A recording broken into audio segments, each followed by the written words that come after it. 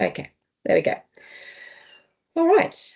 Well, before I do get started, welcome everyone. Thank you so much for joining on our webinar. We do like to make sure we get one of these in before the grants open, so it's timely that we're opening on the 1st of October.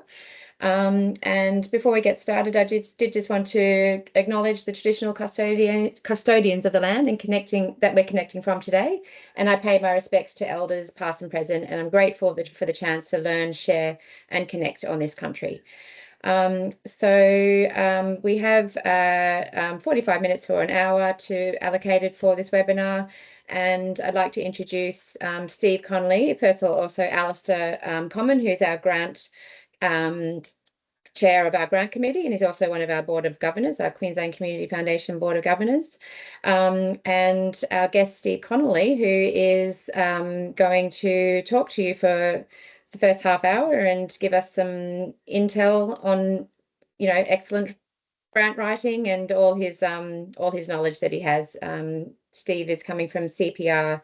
Sorry, I've got the thing up here. CPR Group, isn't it? Yes, Steve. And I am going to hand over to Steve and let him do work his magic. Thanks, Steve.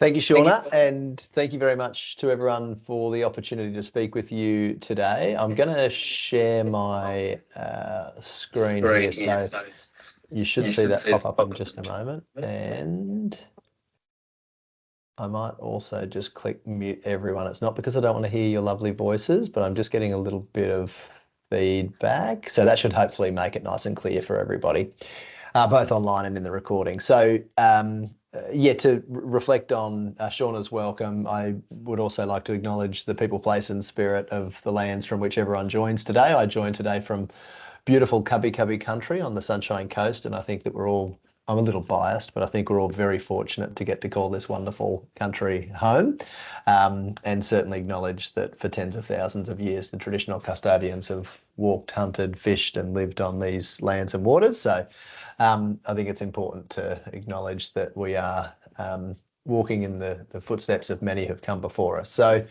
CPR Group is a consultancy that's been around for almost 30 years. I can recognise some names online, so I know some of you are familiar with us.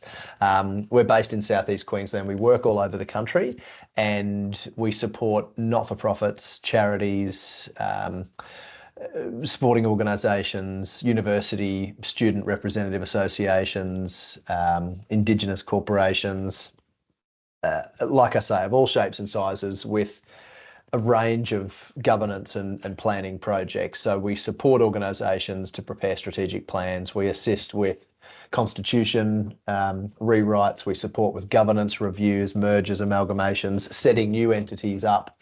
And for many of our almost 30 years of doing business, we've written grants. We don't write a lot of grants anymore. What we do is educate others and build the capacity of people like all of you and your organisations, and we take that adage of teaching you to fish so that we can feed you for a lifetime rather than just writing a grant for you once and giving you food for a day. So we're very pleased to be able to impart our knowledge and the things that we've learned. We take a certain approach to writing grants. It's not the only approach that you can take, and I'm sure that some of you have taken all sorts of different paths to submitting a competitive in hopefully some cases successful grant application. So it's important to note that our approach that I'm going to talk through today, pardon me, is one approach that we've applied for many years and which we still advocate very strongly and which we've seen is very successful. So I'll talk you through some sort of philosophical position statements of ours, and then we'll get into some practical grant writing tips. And if anyone's got any questions, feel free to pop them in the chat, and happy to deal with those at the end of the session, conscious of the precious nature of everybody's time. So in the interests of kind of moving through the content relatively promptly, I won't stop to address questions, but we'll come to those at the end, like I say. So one of the questions that we get asked a lot is, can you tell us how to get more grants? Can you tell us what's the one piece of advice that you can give to us to help us win more grants? And quite the contrary to what you're probably expecting, I might say, the answer that we often give is forget about grants. I often tell a story about a lady who came up to me at the end of a leaseholder forum for South East Queensland Council, and in the room were about 180 people, and there were all sorts of charitable organisations, sporting groups, and so on. And this one lady came up to me at the end of the session and she said, "Steve, I got a bone to pick with you." She said, "All these sporting clubs in the room, they've got all this money that they're eligible for, and we're a dog obedience club, and we're not eligible for a lot of the funding that they can get." She then proceeded to tell me, rattle off a handful of things that they were doing, which indicated that they were doing great business. They had grown exponentially in membership. They had about $90,000 in the bank. They had just invested about $100,000 in upgrading their dog obedience course. So I let her go on for a little while and rant and rave and get it off her chest. And then I said, "Do you know what? You're actually doing a lot better than a lot of the sporting clubs in this room who, when a project needs doing, we'll look at one another on the committee and say, well, how are we going to fund that? We'll get a grant." And in actual fact, 20 odd years ago, a lot more grant funding was around and a lot less organisations were applying. So therefore your chances of success were a lot greater. Fast forward to 2025, things are really different. And the challenges that face organisations like all of yours in preparing, submitting and winning grants is that the competition is fierce and you need to do something to stand out from the crowd. But in our experience, it's typically the organisations that need the grants the least that get the most grants. And it's because they demonstrate to grant providers that they're a viable business. And I'll come back to that word that I used very deliberately, business, in just a moment. But if it's clearly able to be demonstrated to a grant provider that you know that you are needing to be self-sustaining, regardless of your business model. You might have a membership model, you might be a charitable organisation that doesn't charge membership fees, but which relies on donations, bequests, and other sort of philanthropic injections of funds.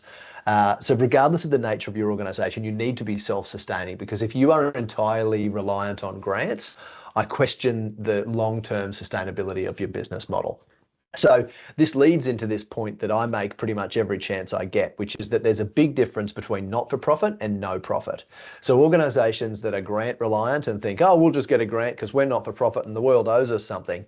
In actual fact, I work every single day of my life with volunteers like many of you, and I understand the critical importance of the organisations that volunteers run. But the reality is that there are many not-for-profits, there are many charities, there are many organisations that are competing for the public dollar, and we need to acknowledge that we have to stand on our own 2 feet. So the only thing that not-for-profit means is that you as an organisation cannot distribute your profits amongst your members. It does not mean that you can't make a profit. In actual fact, you have, as a charitable organisation, a series of responsibilities placed on your responsible persons, your committee or board members, and one of them is to not trade while insolvent. So I interpret that legal duty as one to make more money than you spend, because if you break even or you lose money, there's going to come a time where you run out and you can't pay your bills as and when they fall due, therefore you're insolvent. So remember always that your organisation must trade profitably, and the only thing that not-for-profit means is that you can't distribute that money that you make in the way of profits amongst your members. I reckon NFP is a silly term, and I reckon that the term in Australia should be PFP, and we should instead say our organisation is a profit for purpose organisation. So we make profit, and that profit has to be reinvested into the delivery of our objects or our purpose. And we're going to come back to that in just a moment. So grants then should ideally help you deliver projects bigger, better, and sooner. And your priority projects should be so important to your organisation that you're going to do them anyway. Regardless of funding success, you're going to get that project done. And if your grant is not successful, which of course many aren't because of the competitive nature of the grant landscape that I've just touched on, you might need to scale down your project. You might need to push it back, delay its delivery, but you should still be working towards the delivery of that project. So grants are a great thing to expedite our projects, bring them, a little earlier in our delivery timeframes, or to do them bigger or better. The next sort of philosophical position statement of ours is that grants are project-based. And sure, there are some exceptions like COVID grants that helped not-for-profits, charities, and private businesses alike. keep the doors open during a period which was really challenging. And for many of our organisations, private or not-for-profit, we lost the ability to generate income overnight, but our expenses carried on. So there were some operational grants. And look, some organisations, particularly charitable funded entities, do get ongoing funding. But really today I'm talking about grants that support things that we build, things that we buy, or things that we do. And projects should be really well defined with clear objectives so that down the track you can look back and determine whether your project has been successful. Now, here's just a word of warning when we're talking projects. Stick to your core business. Do what you do best. Plan your projects that support your purpose, and I'll come back to that in a moment. And don't be led down the garden path just because grants become available. And to articulate what I'm trying to point to here is, I'll tell another story, which is relating to an off-road motorcycling club. So a motocross club that we worked with probably 20 years ago now. At the time we were doing a planning project with them, and they identified a grant that they were going to go for. And they said, we're going to go for this grant. It's a disability support grant. And I said, go on. I'm intrigued to understand how you think you'll kind of put forward a strong case for that grant. Tell me more. And they said, look, what we want to do is buy a quad bike, and we want to fit this quad bike out with an apparatus to take people with physical disabilities on joyrides through the national park next to our motocross track. And I said, okay, that's a really interesting project, and I reckon there's a good chance you'll get funded. But let's just talk a little bit about the practicalities of this project and its delivery. Sure, buying the quad bike and having some fabrication company create an apparatus to take people on joyrides through the national park is the capital expenditure. You know, you're going to buy that equipment, and that's the easy part of the process. I said, who's going to take people on joyrides through the national park next door? They said, we'll get volunteers to do it. It's an entirely voluntary club. I said, oh, okay. And I said, and how do you go getting enough volunteers to maintain your track? Oh, it's a real struggle. Every Friday, our president has to shut his own workshop down to come and maintain the track. We really struggle to get people helping out. And I said, okay, how do you go getting enough people to serve in the canteen? Oh, that's even more of a struggle. No one wants to stand in the canteen. So it's the same few people every single week serving in the canteen. And what about running your events, standing on the gates, standing on the berms or corners and being flag officials and safety volunteers? Oh, it's all difficult. So I said, so you can probably tell, and I could see the light bulb coming on. I said, you're going to take an already stretched, really thinly volunteer base, and you're going to give them extra work to do by doing this project. And I said, you'll probably get the grant. You'll probably buy the quad bike and fit it out with this apparatus. And you'll probably never, maybe once or twice, take someone for a joyride.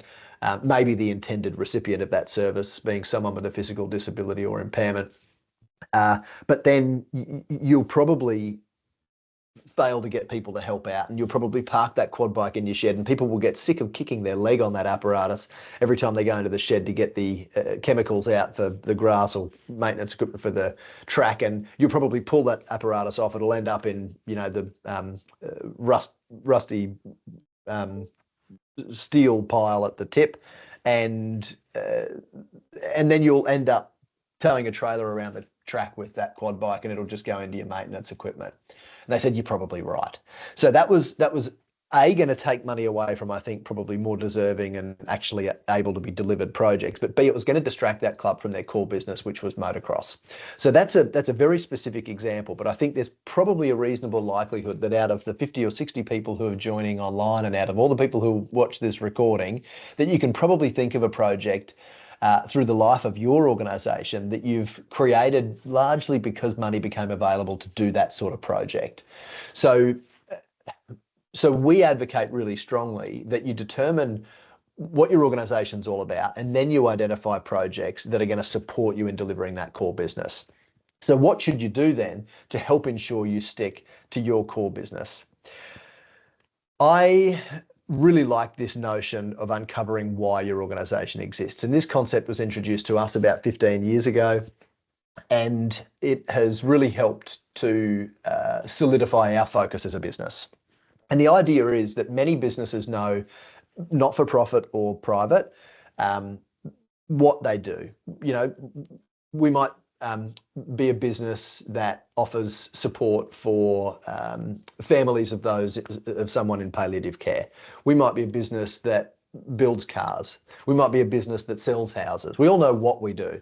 Some of our businesses know how we do it, and that might be our differentiating value proposition. It might be our proprietary process.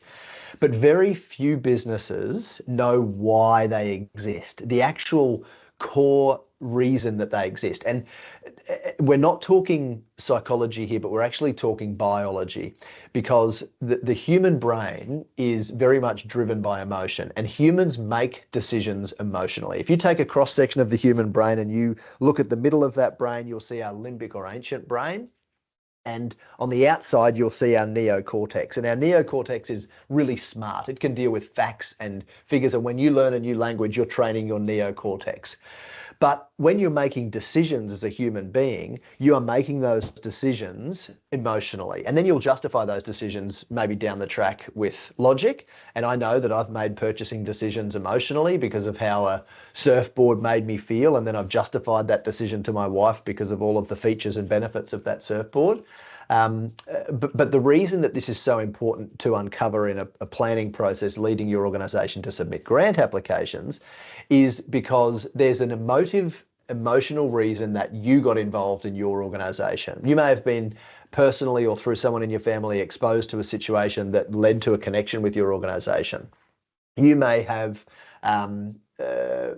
been presented an opportunity to take up employment with your organisation, and you may have chosen that organisation because its purpose, because it being an organisation that is driven to achieve some positive community outcome. Regardless of the nature of your organisation and regardless of what the reason that you got involved in it is, I suggest that it was very likely, at least in part, an emotional reason. And if you can uncover that reason that you love your organisation so much and you can connect other people with it, then you are going to be a long way down the path of encouraging others to see why your projects are so important to achieve as well.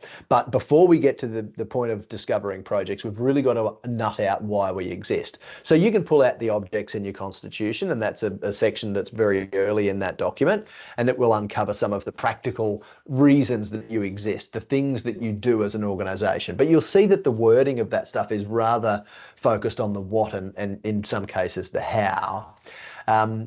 But it's then, in my opinion, really valuable to dig a little deeper and to ask, okay, why are those things important?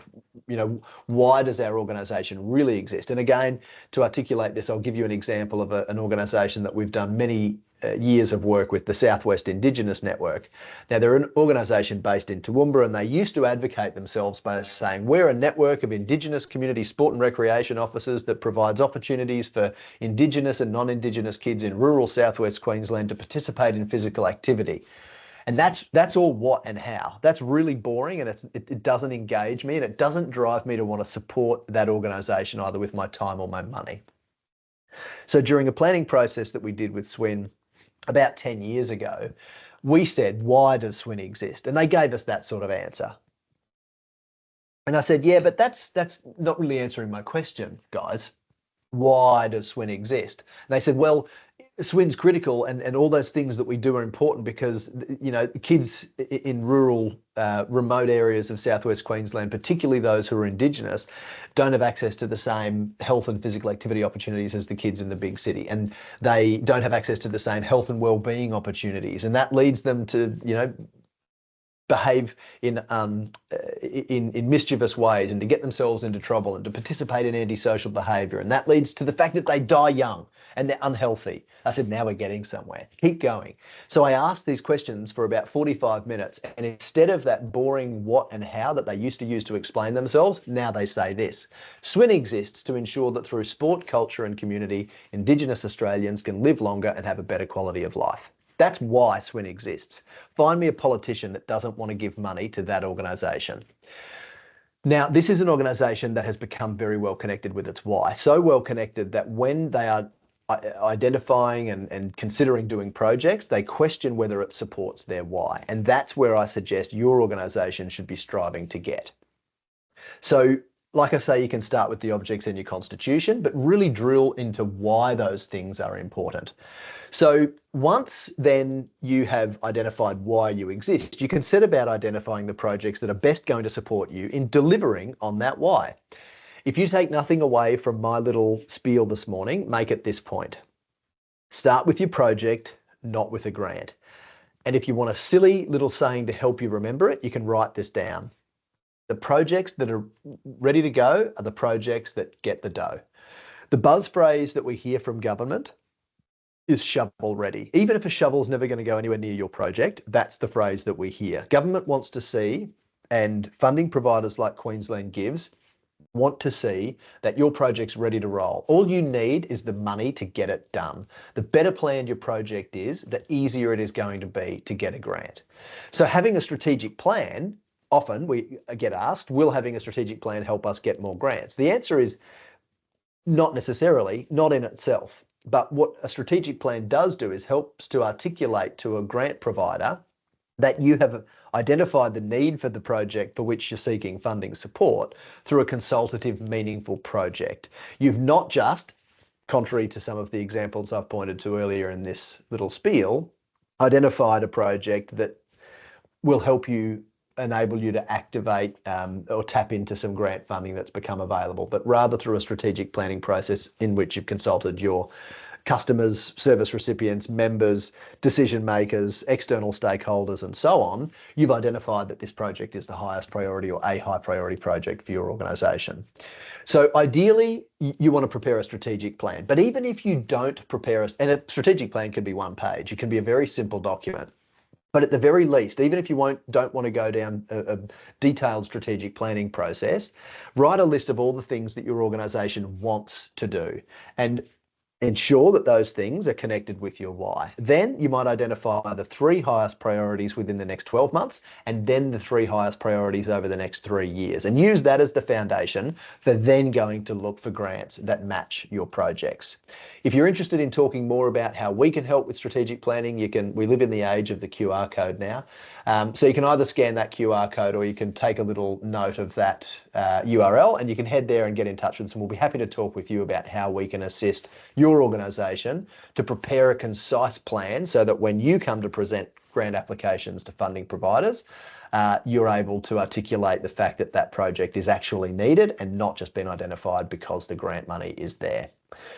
So once you've properly uncovered your purpose and you've completed your planning to identify the projects that will best support you in delivering on that purpose, then and only then, in my opinion, should you go looking for suitable grant funding programs that match nicely with those project priorities. So let's get practical then. And one of the saddest stories that I hear from volunteers or from people in charitable organisations that have written a grant application and they've gotten to 11:50 p.m. on due date, and they've got this beautifully articulated story, and they've answered all the questions, and they've dotted the I's and crossed the T's, with the exception of the fact that they need to attach their constitution, and they don't have a copy of their constitution. And the rest of the leadership team in that organisation, quite wisely at 11:50 p.m, are asleep. So this being a mandatory application attachment, they're unable to submit. Don't allow yourself to fall into that situation. It is an incredibly sad situation that far too many volunteers with whom I've worked have found themselves in. So build your online repository in your Google Drive, in your SharePoint, in your Dropbox, whatever hosted cloud storage service your organization uses. And we advocate really strongly that you do have an organizational hosted presence, not just dbcpresident@gmail.com, because the ownership of that email address and all of the Google storage that goes with it could actually be deemed to rest with the individual who set it up and not your organization. So absolutely set up your own domain. And if you don't know that you can get access to free and discounted software from the largest software providers in the world, Google and Microsoft included, then you need to Google Connecting Up. Google Connecting Up, which is a global charity that connects organizations like all of yours with, like I say, the world's largest software providers. This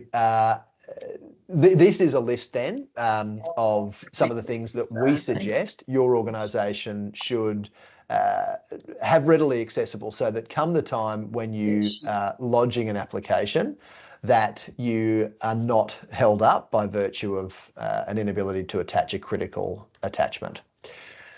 Then when it comes time to create your story, I advocate to stand out from the crowd firstly, but also, because human decision making is driven by emotion, to engage reasonably in an emotional way. And I'm not talking about a bleeding heart sob story. We've never had a grant and the other organisation down the road gets all the grants, and if we don't get this grant, we're going to go broke. I can tell you unequivocally that no grant assessor is going to want to hear those words. That does not present to me a particularly compelling case for an organisation that stands to attract my investment. But when I'm talking about emotion, I'm talking about the fact that you all are emotionally invested in your organisation. You care about the services that it provides and the purpose on which it delivers. So allow that to come through. Demonstrate to the grant assessor that this project is going to do good, and allow your emotional side to be portrayed. But like I say, do not allow the sob story to creep in. And look, to try and articulate this again, I'll tell you two stories. One, the king died and the queen died. Story two, the king died and the queen died of a broken heart. While that's a sob story, immediately there's feeling there. Immediately there's emotional engagement, and you're far more likely to remember the second story. Similar to that, a grant assessor is far more likely to remember your story if you've engaged them meaningfully and you've gotten across in your articulation of your grant application why it is so critically important that A, your organisation matters, and B, your project matters. Keep your writing really simple, and I'll come back to this in a moment. I'm not suggesting that grant assessors have a reading capability of a 13-year-old, but what I am suggesting is that if you think in the way that you're writing for a 13-year-old, you're going to use plain English. You're going to use language that anyone can understand, not only those who are familiar with your organisation and the services that it provides. And next, this applies to every single question and every single answer to each question. Write like a news article. Start with the important stuff. Put the heavy-hitting facts, the data, the figures that you can draw from research and evidence up front, and then taper off into the nice-to-haves. So then some practical tips that I'll leave you with. The first one's really easy because a lot of grant applications now are online and you can't go over the word limit. You get to the character or word limit and you get that horrible little dunk, dunk, dunk noise that means you can't type anything else. I suggest that it can often be more creative, and you can have a little more flexibility to work in a Word document, for instance, and then copy your answers across once you're happy and once they're polished into the grant application form itself. But be careful that the word limit assessment of a word processing tool and the grant application form can differ. So just be careful that you might go to do the copy and paste and you might lose a few words or letters at the end of your answer. Stick to plain English. Like I said, short sentences and dot points are great to save characters. Do not use jargon, acronyms, or specific terminology that no one outside of your organisation or its services is going to understand. Make sure you answer each question. Never leave a blank. Even if it's not applicable, write not applicable. Review and proofread, and don't rely on spell check. A couple of little dad jokes in there. Get someone external to your organisation to read your application, because if you get another committee member or another staff member to read it, they already innately are familiar with your group. They know why the project's needed. So to give yourselves a better chance of having eyes more akin to a grant assessor looking over your draft, get someone ideally who knows nothing about your organisation or project to review your application. Where you can and where it's okay to do so, attach appendices and refer absolutely to research, data, facts and figures, as I said earlier. Wherever you can back up your responses with evidence that is out there in industry, then definitely tap into that. Start your answer with wording that is listed in the question. So if the question says, how will this project support your organisation and the local community if we give you the money? You would start your answer ideally by saying, if you give us this money, this project will help our organisation and the local community by. Because if you use exactly the same words from the question in your answer, you can't stray. The number of draft applications that I've read where someone's told me a great story, but they haven't actually answered the question, I can't even count. It happens really regularly because people are answering the question that they think is being asked, but they've gone off on a tangent because they're so invested in the organisation and the project that they haven't actually stopped and answered the question. Similarly, read the guidelines and highlight all of the key words, the objectives of the funding program. What is the grant provider looking to achieve through this program? Highlight those words and use those in your answers as well. Now, a word of warning. Firstly, if you're not using AI to help create application answers, you're wasting time. Secondly, if you're using AI to help create answers, ensure that you're exercising human oversight. Do not just have a language model like ChatGPT write all your answers and copy and paste them and click submit, because a grant assessor will be able to tell that that's been done. And language models hallucinate, they will make things up and they will get stuff wrong. But I do suggest that you use it as a tool to support you in your grant process. Do not get AI to do your work for you. And kind of goes without saying, but I'm going to say it anyway, don't procrastinate. Don't leave it till the last minute and put yourself in a position where you're rushing.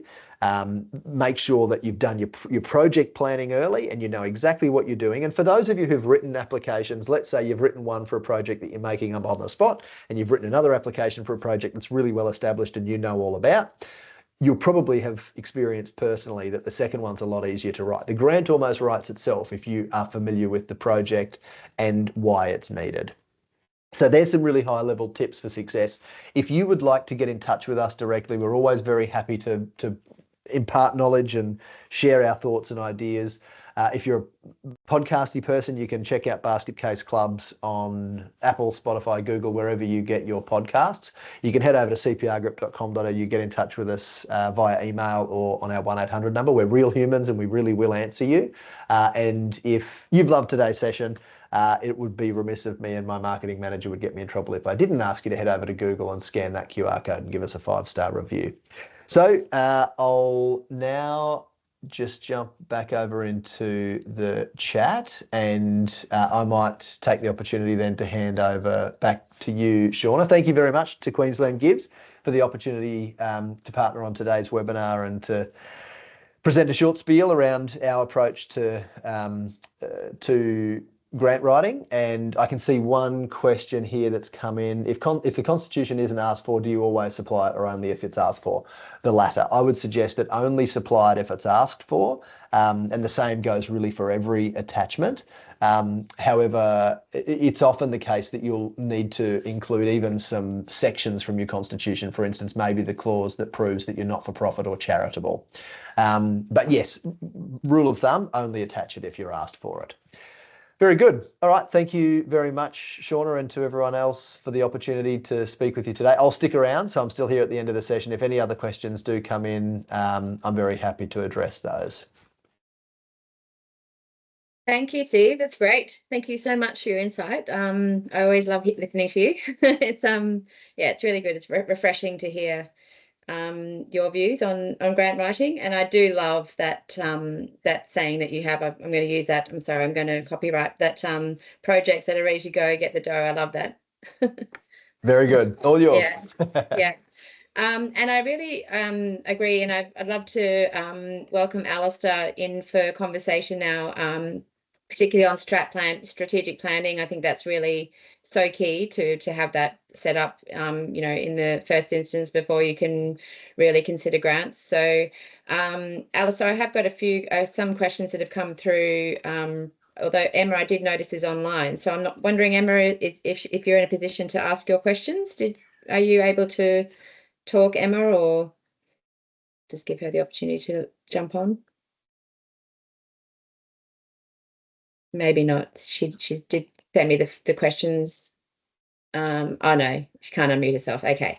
So Emma did have some questions around. Let me just find them. Sorry, I have them up here. So is it helpful to submit more than one application for funding? Alice, I'm not sure if you wanted to answer that, or you. I can. Yep. So I think another step. So Steve was very good at articulating what the grant assessor is going to be going through, and this sort of attaches that to there. So we'll be getting 350, 400 grants for 60. And so if you're just adding more grants for the same thing, it will just get a little bit irritating. And so if you've got two different projects from two different things, then that's a little bit different. You probably should put those through. But always put your sort of thoughts in the assessor's mind as well. So that goes for what goes into your grant as well. So we've got to read them all. And so it takes hours and hours and hours. So a couple of thoughts on the tips there. Do dot points, make it clear. Don't repeat yourself in the different segments that they are. So if you go into in one section who you are, and then the next section you copy and pasting a lot of that sort of stuff, you'll lose us pretty quickly. So be very succinct on what you want to put across in your grants.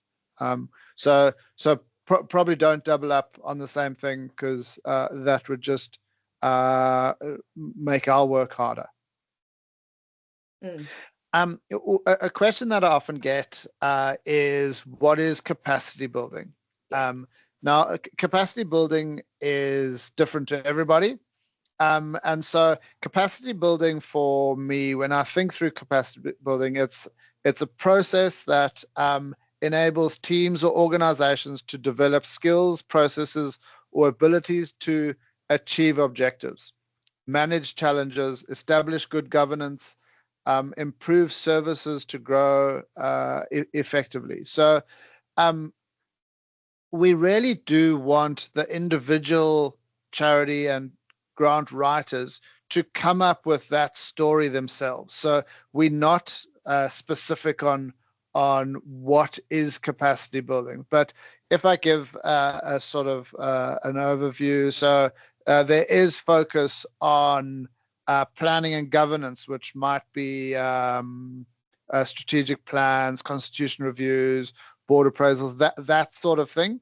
But other things are like information technology systems, CRMs, that's always a big one.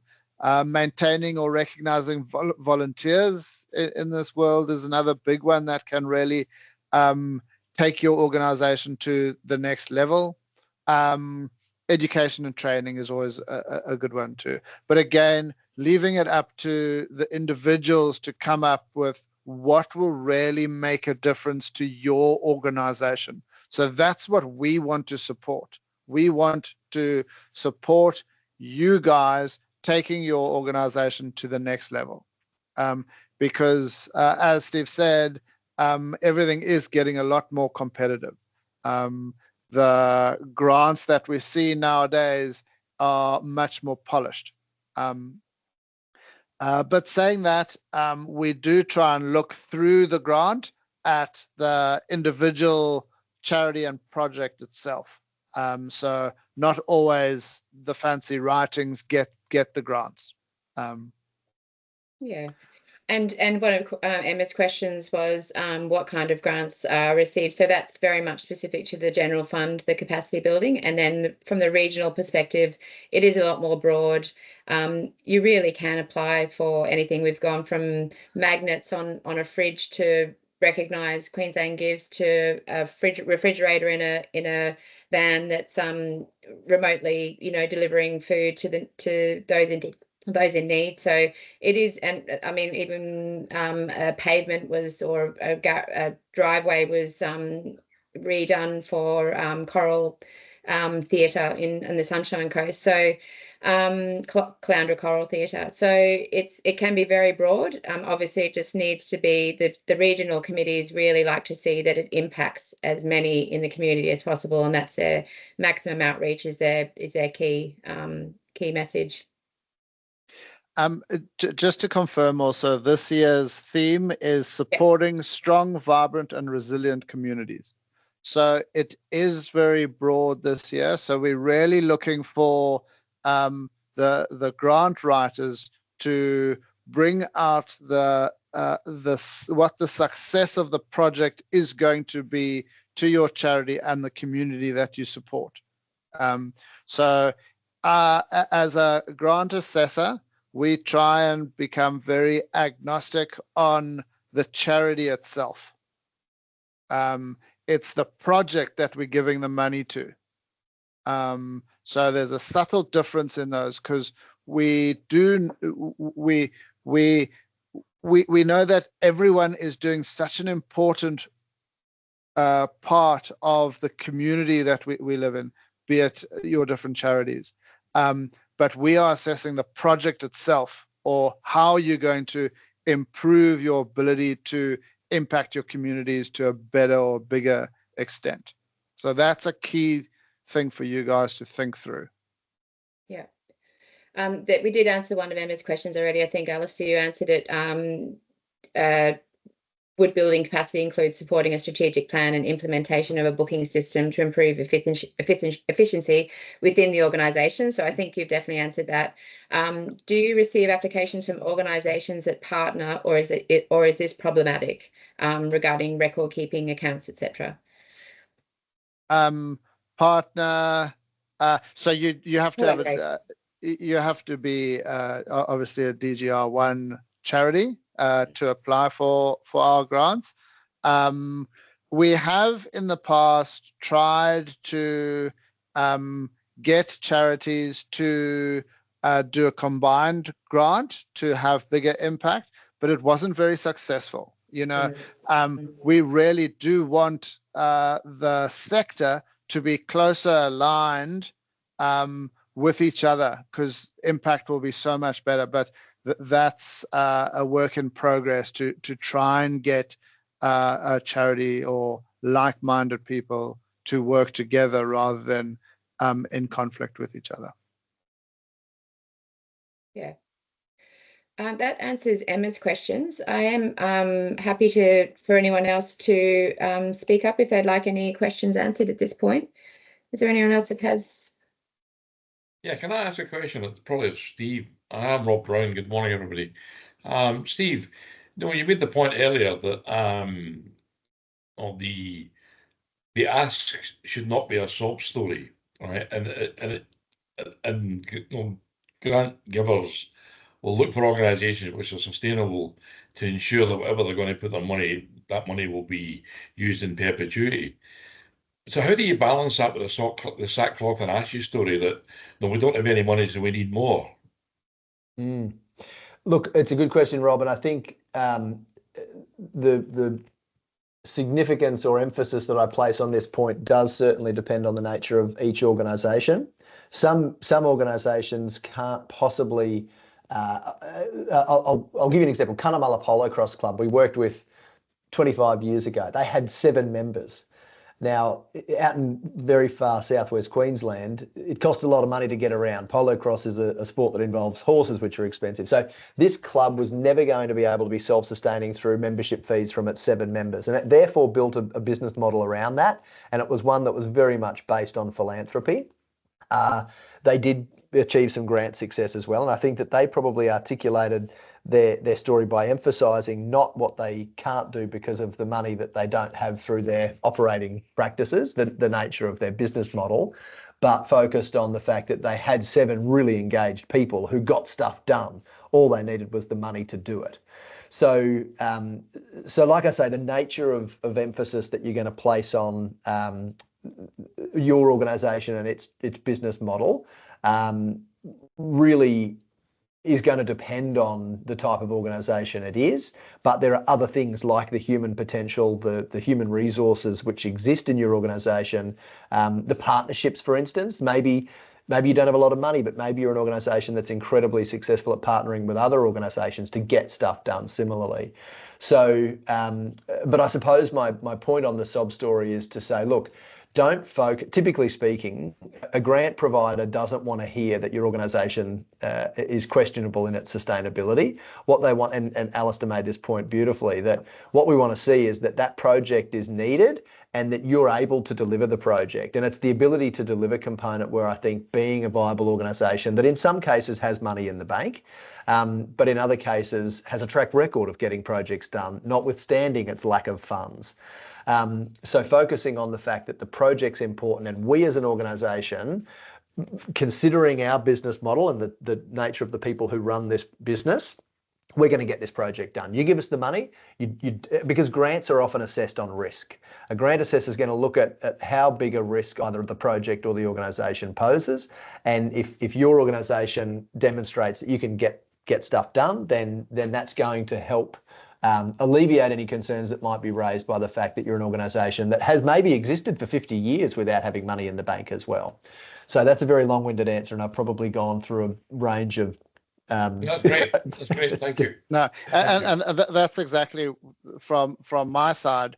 I don't necessarily care about the sub story. I do want this project to be delivered, because remember, there are 149 other grants that are really ready to implement, and I really think they're going to be able to achieve it based on their grant and them articulating how successful they're going to be in executing this thing.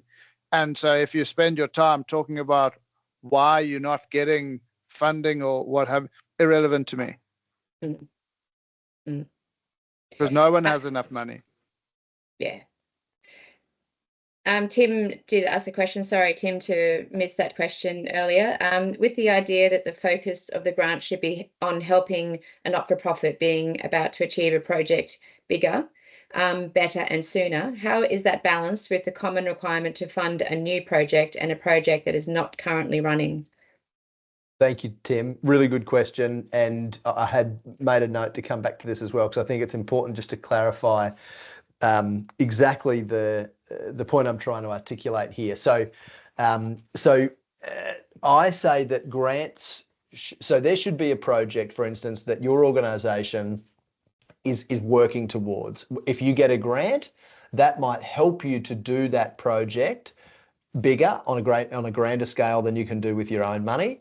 It might help you to do that project better, with more resources, more people that you can engage, more kind of opportunities that you can offer during your, let's say you're running a family fun day for domestic violence awareness. With a grant, you're going to be able to get bigger, better rides that are going to get more families there.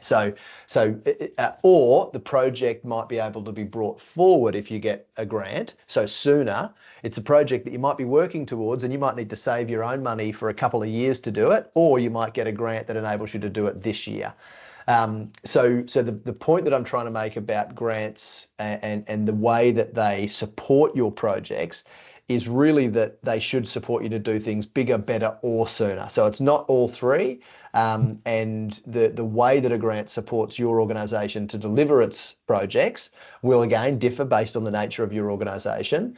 And exactly as you point to here, Tim, it might be a brand new project, and the grant might be helping you to bring the delivery of that project sooner than you'd be able to do it if you were only using your own money. So hopefully that answers that question from Tim. Yeah. And there was another one that had come in that you've probably seen there as well. Yes. Shauna. Yeah, from Greg. Yes. And Greg, I hear your pain and I feel your pain. It is a bit clunky, the system that we do have our applications going through at the moment, but as Alistair will confirm, we are working towards a grants platform.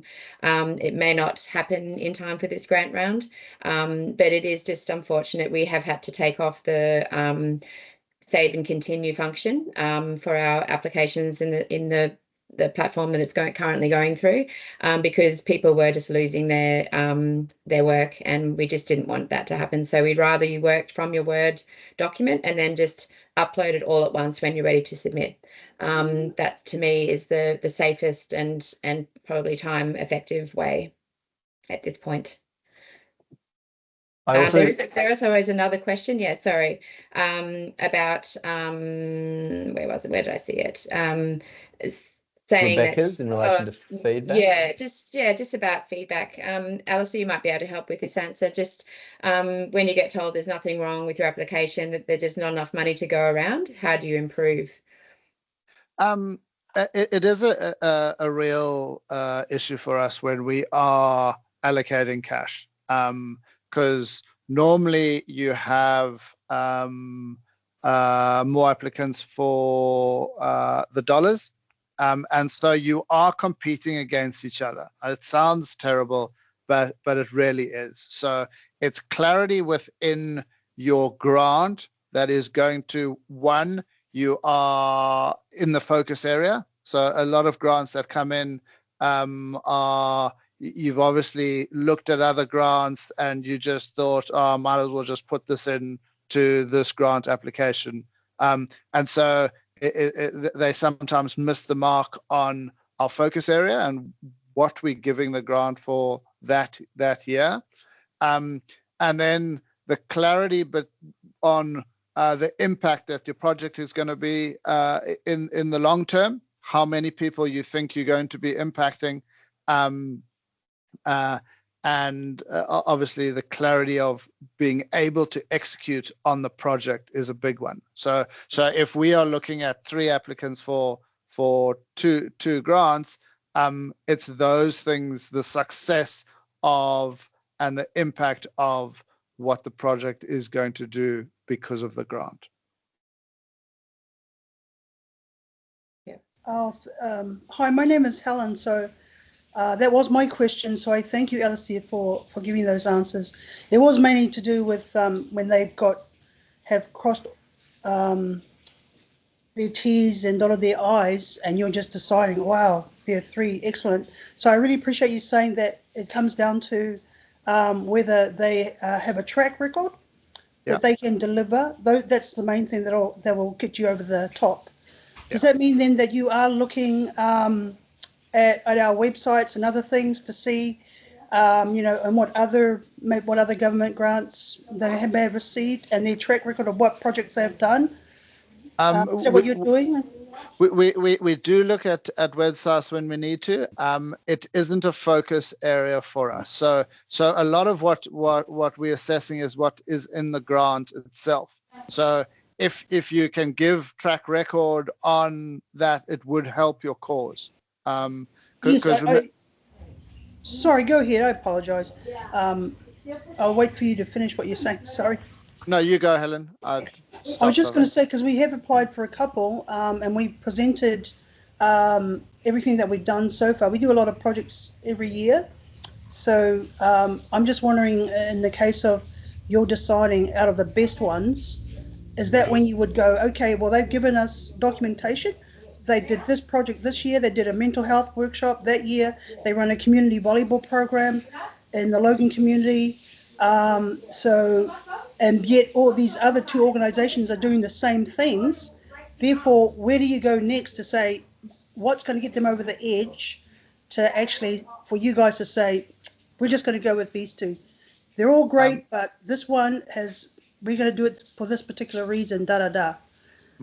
It boils down to what's in your grant application. So it's how you're articulating what your impact is going to be and your project itself and how capable you are of implementing it, as you said. So realistically, that's what it is. We're going on what you're saying, the grant, and we are checking when required from other sources.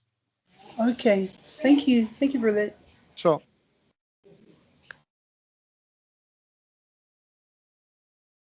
Okay, well, I've just got a little summary here for everyone. I think as part of the recording, it'd be good to just have this on the record.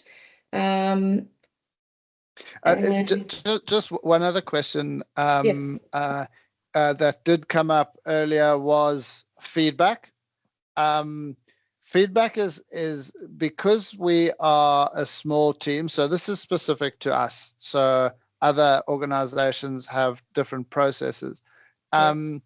We will give feedback as much as we can. It is a very time-consuming thing to go back to every applicant, particularly because there are hundreds that do apply.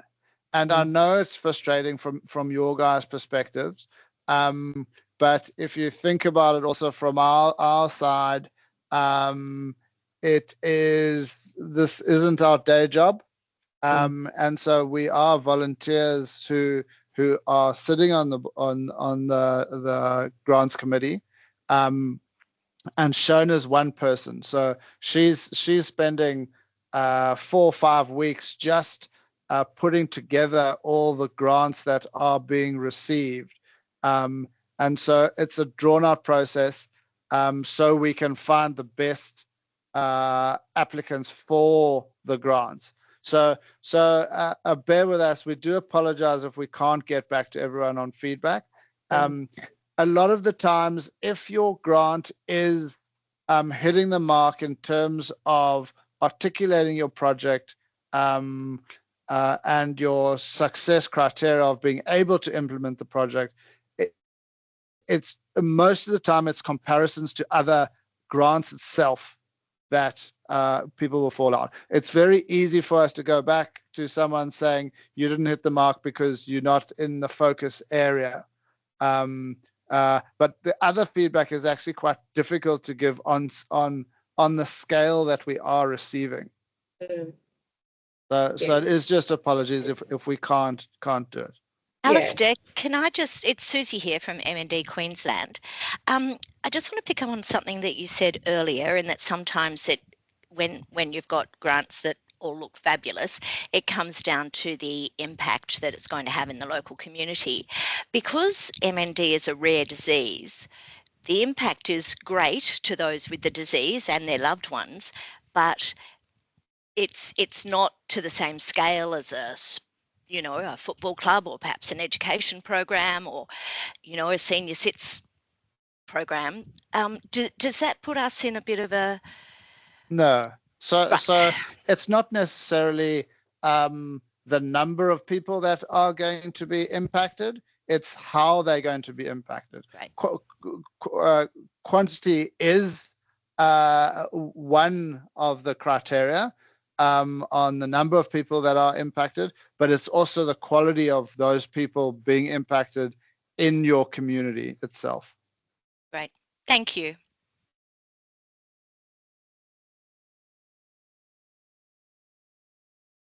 Great. Any other questions or comments? I just thought I was just trying to put in a few things that Steve was mentioning and Alice has mentioned as we've been talking. So trying to just create a bit of a summary there for you as your checklist with the grant round coming up very quickly. So that's about everything that I have to share at this point. And nothing else from you, Alistair? Or no, the only thing is while you are thinking about your grants, do get them in early, as Steve said. And also, if you've got questions, fire them across to Shona. She will be able to guide you into the best possible place. Because we do want you guys to put your best foot forward for these grants. Because it definitely makes our job easier when there are 50 grants that actually stand out compared to the rest. So good luck. I know it's a time-consuming process, and I know it's not an easy process. But hang in there. We've been so sort of impacted at how many people do actually require the money to do such cool stuff. Yeah. Shona, last question. So maybe I should know the answer to this. When does the grant round actually open? 1st of October. 1st of October. Yes, and then they close on the 12th of December. Great. So quite a generous amount of time to get them in. But yeah. Thank you. Well, thank you very much, Alistair and Steve, for your time. I really appreciate it. And for everyone jumping online, it's lovely to see you all. And yeah, anytime after this webinar, I will send a link tomorrow. I just need a bit of help with getting it onto YouTube. I'll send a link to this webinar anyway. But beyond that, any questions, yeah, I've got my email address there and phone number. So please do reach out if you need to. Good luck, team. Thank you. Good luck to everyone. Thanks so much, everyone. Hope to see you next year at the awards. Lovely to see you all. Yeah. Have a great day. Okay. Thanks, Thank you very Steve. much. See you guys. Bye. Bye. Bye-bye.